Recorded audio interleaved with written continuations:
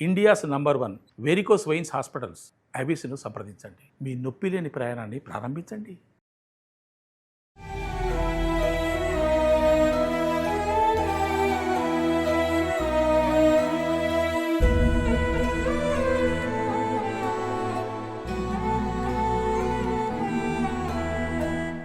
నమస్తే.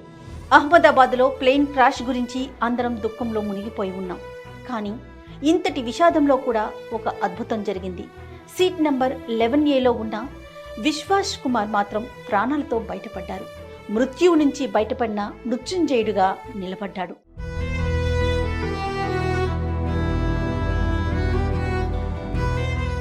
అహ్మదాబాద్లో air India flight ప్రమాదానికి గురైందన్న వార్త వచ్చేసరికి ఆ వార్త వచ్చిన కొద్దిసేపటికే ఓ వ్యక్తి రక్తంతో తడిచిపోయిన షర్ట్లో అక్కడ నుంచి నడుచుకుంటూ వెళ్తున్న వీడియోలు సోషల్ మీడియాలో ఇప్పుడు వైరల్ అయ్యాయి.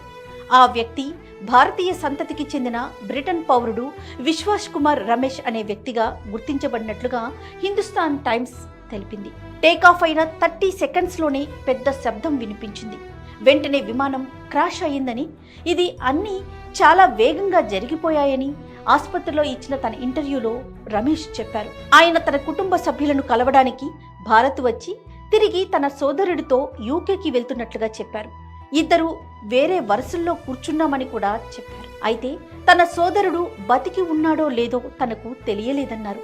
ఎయిర్ ఇండియా తెలిపిన వివరాల ప్రకారం విమానంలో మొత్తం 242 మంది ప్రయాణికులు ఉండగా 241 మంది మృతి చెందారు.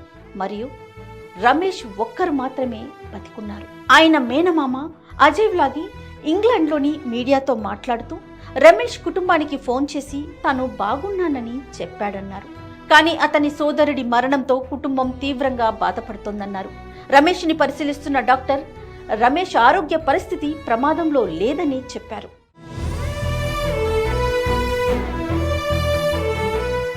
అలానే Indian news channels Ramesh boarding pass ని షేర్ చేశాయి. అందులో ఆయన సీటు 11Aలో ఉన్నట్లుగా ఉంది. అది ఎమర్జెన్సీ ఎగ్జిట్ రోలో ఉంటుంది. విమానం ఎడమ రెక్క ముందు భాగంలో ఉంటుంది. దీన్ని CNN సేఫ్టీ ఎనలిస్ట్ మాట్లాడుతూ ఆ స్థలంలో కూర్చున్న వ్యక్తి బతికాడంటే ఇది చాలా ఆశ్చర్యంగా ఉందని చెప్తున్నారు.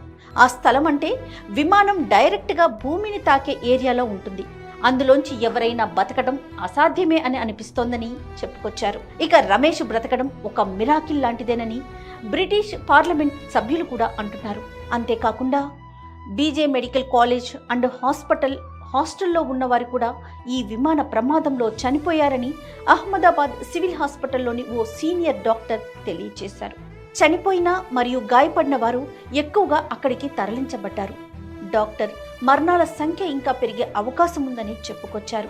Swapnil Bhalodia Indian Medical Association medical students network తరఫున మాట్లాడుతూ ఇప్పటికే 5 మంది మెడికల్ స్టూడెంట్స్ చనిపోయారని, 60 మందికి పైగా గాయపడ్డారని చెప్పారు. అలానే ఈ ఫ్లైట్ క్రాష్లో మొత్తం 242 మంది ఉండగా 241 మంది చనిపోయారు. ఇందులో 169 మంది భారతీయులు, 53 మంది బ్రిటిష్ పౌరులు, 7 పోర్చుగీస్ వారు, 1 కెనడియన్ ఉన్నారు. అలానే 2 పైలట్స్తో పాటుగా 10 మంది క్రూ మెంబర్స్ కూడా ఈ ఫ్లైట్లో ఉన్నట్టుగా తెలుస్తోంది. వీరితో పాటుగా మెడికల్ హాస్టల్లో ఉన్న మెడికోస్లో 5 మంది ప్రాణాలు విడిచారు.